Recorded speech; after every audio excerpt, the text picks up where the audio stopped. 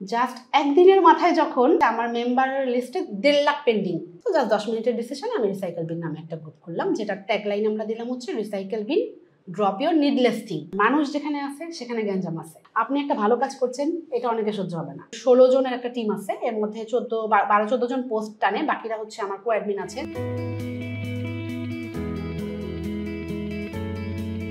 Recycle বিন আসলে কোনো plan programme ছাড়া খোলা হয়েছিল, মানে হুট করে জাস্ট 10 মিনিটের একটা ডিসিশনে রিসাইকেল বিনের জাস্ট 10 মিনিট কোভিডের টাইম। তখন তো কোভিডের টাইমে হয়েছিল কি যে আমরা সবাই গৃহবন্দী ছিলাম, তো হঠাৎ একদিন আলমারি খুললাম, খুলে দেখি যে আমার হিউজ শাড়ি ওখানে সাজানো, যেহেতু বাইরে কোথাও যাচ্ছি না তো মোটামুটি ধুলা পড়ে গেছে বলা যায়। আমার কাছে মনে হলো যে এগুলো একটা ইউজলেস, এখন তো আমরা এই আলমারিটা খালিও করতে পারবো না, কোথাও যেতেও পারছি না, এগুলোর কাজ কি? তখন মনে হলো যে ফেসবুকে এরকম যদি একটা গ্রুপ থাকতো যে যেখানে ইউজ জিনিসগুলো সেল করতে পারতাম, সেই টাকা দিয়ে আবার নতুন কিছু কিনতে পারতাম, তাহলে কোভিডের টাইমে তো সবারই একটা আর্থিক সমস্যা সবাই আমরা ফেস করেছি। তো তখন আমাকে হঠাৎ করে মনে হলো যে একটা গ্রুপ খুলেই ফেলি। আর ফেসবুকে কিন্তু এমন না যে রিসাইকেল বিন এটা ফার্স্ট গ্রুপ ইউজ প্রোডাক্টের, সত্যি কথা যেটা, এই গ্রুপ কিন্তু এরকম টাইপের গ্রুপ আমি অনেক দেখেছি, বিশেষ করে দেশের বাইরে। জাস্ট 5 মিনিট 10 মিনিট চিন্তা করলাম নাম কি দিব, সেটা চিন্তা করতে যেয়ে আমার হঠাৎ করে কম্পিউটারে রিসাইকেল বিনের কথাটা মাথায় আসলো। রিসাইকেল করব মানে হচ্ছে কোনো কিছু তো পার্মানেন্টলি আমি এখানে ডিলিট করে ফেলছি না, আমি তাকে আবার যেহেতু ইউজ করব, তো ওই হিসাবেই আসলে রিসাইকেল বিন নামটা আমার মাথায় এসেছিল। তো আমার হাজব্যান্ডের সাথে একটু আলাপ করলাম যে আচ্ছা আমি যদি এরকম একটা গ্রুপ খুলে ফেলি, মানুষকে আমাকে অনেক বেশি ভাববে, কারণ বাংলাদেশে তো আসলে এটা আমাদের জন্য একটা শর্টকামিংসও বলা যায় যে আমরা অন্যের ইউজ জিনিস বা অন্যের ইউজ প্রোডাক্ট ইউজ করব, আমাদের তো এই মেন্টালিটি আসলে নাই। আমার হাজব্যান্ড আমাকে খুব সাপোর্ট করলো যে না তুমি খুলো, অসুবিধা নাই, এখন তো কোভিডের টাইমে সবাই ঘরেই বসে আছে, তো হয়তো বা কারো কাজেও লাগতে পারে। তো জাস্ট 10 মিনিটের ডিসিশনে আমি রিসাইকেল বিন নামে একটা গ্রুপ খুললাম, যেটা ট্যাগলাইন আমরা দিলাম হচ্ছে recycle bin drop your needless thing, মানে যেখানে আপনাদের নিডলেস জিনিসপত্রগুলো আপনারা ড্রপ করবেন। তো জাস্ট এই 10 মিনিটের একটা ডিসিশনে রিসাইকেল বিনের জন্ম। এটা হচ্ছে 2020 সালের 5 অক্টোবর।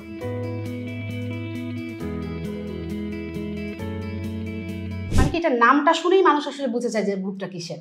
যদি অনেস্টলি বলি তাহলে আমি বলবো যে এটা মানে one of the most hyped group এখন তো আছেই, আর এটা সব থেকে দ্রুত রিচ করছে এবং সব থেকে ভালো সাড়া আমি পেয়েছি আলহামদুলিল্লাহ।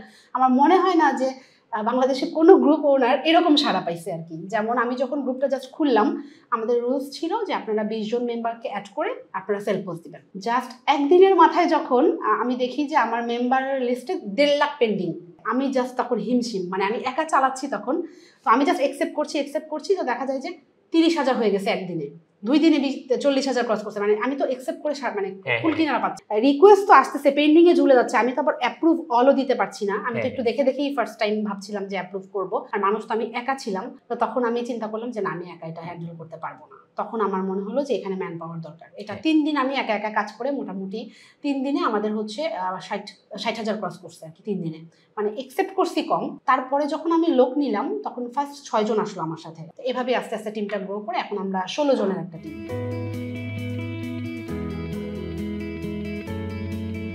সব গ্রুপেই দেখি যে এরকম একটা রুলস থাকে যে আপনারা 20 জন মেম্বার অ্যাড করে গ্রুপে সেল পোস্ট দিতে পারবেন।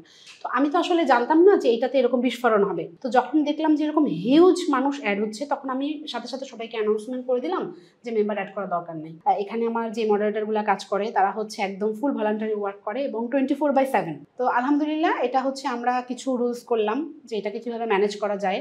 একটা সেল পোস্ট ফরম্যাট করে দিলাম যে এর বাইরে সেল পোস্ট অ্যাপ্রুভ হবে না, এই জিনিসপত্রগুলো অ্যাপ্রুভ হবে না, এগুলো হবে। এগুলো আসলে সময়ের সাথে সাথে প্রয়োজনের তাগিদে চলে আসছে।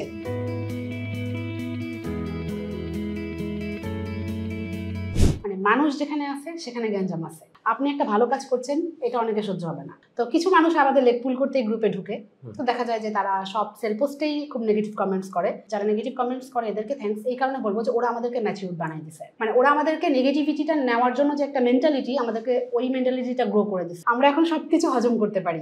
একটা সেল পোস্ট করলো যে আমি একটা বিয়ের শাড়ি সেল করবো, 100টা কমেন্টস করবে, তার মধ্যে ধরেন যে 50টা কমেন্টসে থাকবে কি বিয়ের জিনিস কেউ সেল করে, এটা একটা স্মৃতি, আপনার কি ডিভোর্স হয়ে গেছে, কেন সেল করে দিচ্ছেন, বিয়ের শাড়ি সেল করার মতো গরিব হয়ে গেছেন, মানে এই টাইপের যে আজে বাজে যে মানুষটা সেল পোস্ট দিয়েছে তাকে পুরো মেন্টালি ডাউন করে ফেলবে। আমরা সারাক্ষণ হচ্ছে পোস্ট দিতে থাকি, মডারেটর পোস্ট বলেন, অ্যাডমিন পোস্ট বলেন, এদেরকে মোটিভেট করতে থাকি যে আপনারা ইগনোর করতে শিখেন। এই যে মানুষগুলো আপনাদেরকে নেগেটিভ কমেন্টস করছে তারা আপনাদেরকে হেল্প করছে, তারা কি করছে, আপনার পোস্টটাকে বাম্প করাচ্ছে, তাদের এই নেগেটিভ কমেন্টের জন্যই আপনার পোস্টটা সবার হোম পেজে যাচ্ছে। তো আগে আমরা করতাম কি, একদম ব্যাড কমেন্টস যারা করে এদেরকে গ্রুপ থেকে ব্লক করে দিই। যখন কিনা গালাগালি শুরু হয়ে যায়, যখন কিনা স্ল্যাং শুরু হয়ে যায়, তখন দেখা যায় ফেসবুক থেকে ভায়োলেশন আসে। তো আমরা গ্রুপে কিছু কিওয়ার্ড সেট করে রাখি যে এই কিওয়ার্ড যখন কেউ ইউজ করবে সাথে সাথে আমাদেরকে নোটিফাই করবে ফেসবুক। তো তখন আমরা তাদেরকে সাথে সাথে ওখান থেকে ব্লক করে দিই। আমরা খুবই পজিটিভ ওয়েতে হ্যান্ডেল করি, মানে প্রথমে খুব সুন্দর করে তাকে বুঝানো বলার ট্রাই করি, তারপরেও যখন শুনে না তখন তাকে ব্যান করে দেওয়া ছাড়া উপায় থাকে না।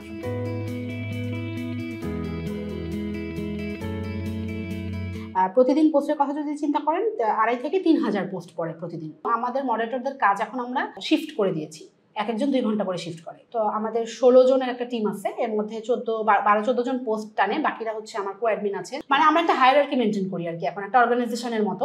আমাদের একটা টিম মিটিং হয় প্রতি সপ্তাহে, ওখানে আমরা কাজ কোলাবোরেট করার জন্য একটা টিম মিটিং করি। তো ওরা দেখা যায় যে 2 ঘন্টা করে সবাই পোস্ট টানছে, 2 ঘন্টা করে সবাই নতুন মেম্বার অ্যাপ্রুভ করছে। গ্রুপে যে রিপোর্টগুলো আসে, রিপোর্টগুলো আমার 2 কো অ্যাডমিন দেখছে। এখন আমাদের একটা কুরিয়ার সার্ভিসও লঞ্চ হয়েছে গ্রুপে। আবার যখন মানুষ আছে তখন তো ফ্রড অবশ্যই আছে। দেখা যাচ্ছে যে আপনাকে বলছে যে এটা একটা নতুন শাড়ি, আপনি সুন্দরবন থেকে পিক করে দেখলেন যে একটা ছেঁড়া শাড়ি দিয়ে দিচ্ছে। এই জিনিসগুলো আমাদের জন্য হ্যান্ডেল করাটা অনেক টাফ ছিল, কারণ হচ্ছে আমরা তো আসলে বাই সেলে কোনো ইন্টারফেয়ার করি না। একটা প্ল্যাটফর্ম দিয়েছি, কেউ যখন সেল করছে, কি সেল করছে, কার কাছে সেল করছে, আদৌ সেল হয়েছে কিনা, এই ব্যাপারে কিন্তু আমরা ইন্টারফেয়ার করতে যাই না। কিন্তু দেখা যায় অনেকে অগ্রিম বিকাশ করে দিচ্ছে, তারপরে এসে বলছে যে আপু অগ্রিম বিকাশ করেছি, এখন আমাকে প্রোডাক্ট পাঠাচ্ছে না। অনেকে বলছে যে আপু এটা অর্ডার করেছিলাম, এটা দিয়েছে। প্রয়োজনের চাহিদায় দেখা গেছে আমাদেরকে একটা কুরিয়ার সার্ভিস লঞ্চ করতে হবে।